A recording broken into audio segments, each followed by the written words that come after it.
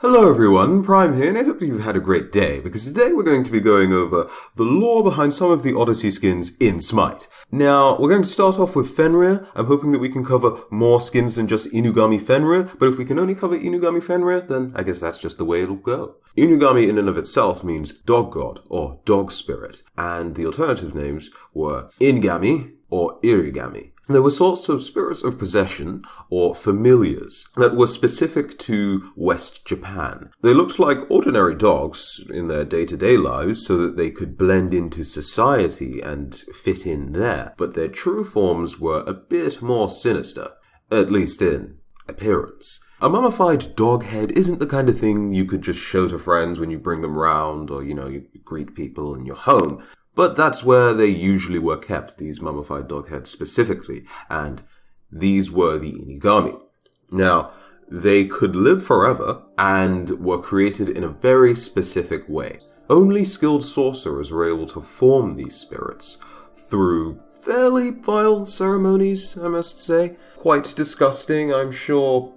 PETA or any other animal protection organization would have very serious words with these sorcerers. You see, they were created by getting a dog into a starving state and then cutting their heads off. To get the dog into this very hungry, not very happy starving state, the sorcerers would bind the dogs in chains and then placed food just out of the reach of the dog. So the dog would be clawing, gnashing towards the food, but it would just tire itself out and would become very volatile and angry. And just when it's on the peak between death and blood rage, its head's cut off. And then instead of getting a proper burial, respectful as you might expect, no, it's just buried under the street or a location in which a lot of people would congregate and walk over. Specifically, this is to continue the suffering of the dog so that it's brought into a second state, allowing it to become an onryo.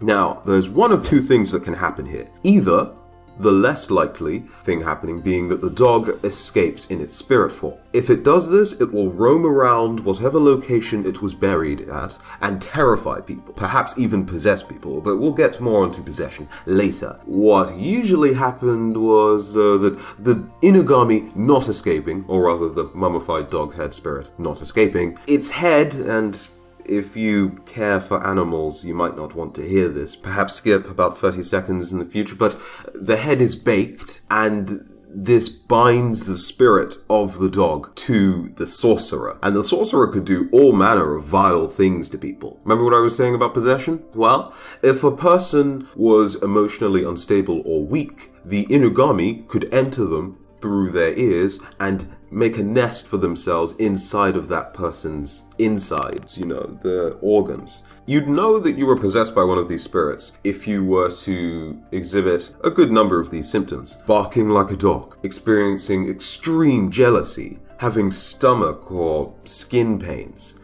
These are all signs that you were indeed, shall we say, invaded by an Inugami? And the only way to get rid of an Inugami was to hire a sorcerer to remove it for you. Isn't that ironic? So it's like a massive money scheme because yes, it's very expensive and painful to get rid of an Inugami. So sorcerers would have been rich, you might think. But no.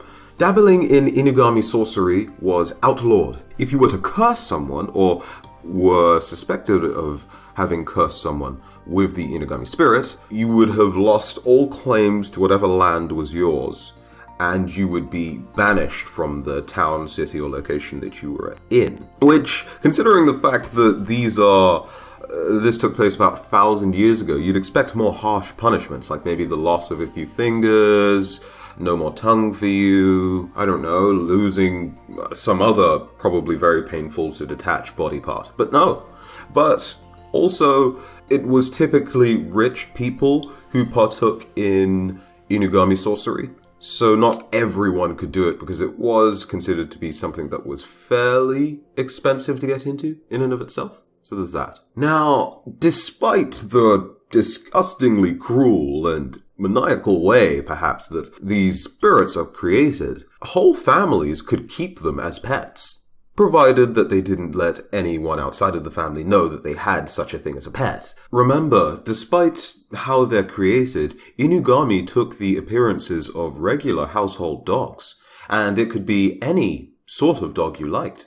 So they were fairly easy to hide, provided, no one found the rotting corpse. How this worked was each member of the family would have their own, yes, decapitated dog head inside of their house. And they would, let's say you're the youngest member of the family, you might hide it under your bed, the parents may hide it in dressers, or just somewhere around the house that they can keep it nice and safe and protected and hidden. So long as you are in control of that head, the dog would remain loyal to you, provided that you didn't mistreat it. So no animal cruelty. There was a safety protection thing. I don't actually know too much as to what the Inugami would necessarily do to those who would treat it cruelly, but I know that it would most likely leave. Whether it would actually maul the aggressor, I have no idea. Considering the fact that if you were to be possessed by an Inugami spirit, the corpses of these victims, be they animal or human, would usually be covered in claw marks and gnashes and nasty, just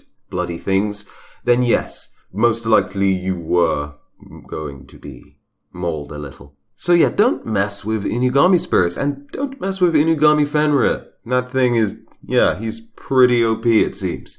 Can't die, can possess whatever he wants. Of course, I didn't mention this one last tidbit about the Inugami, that being that they can be passed down through a family and inherited that way.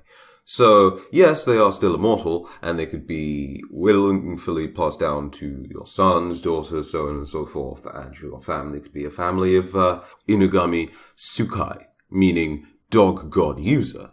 And one last parting piece of advice before we do the outro.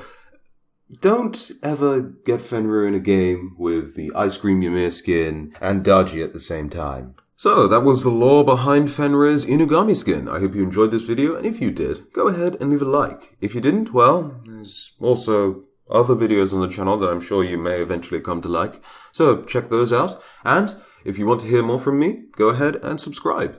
Until the next video, though, have a very good day. I've been Prime, and I'll see you in the next one. Bye-bye. Hello,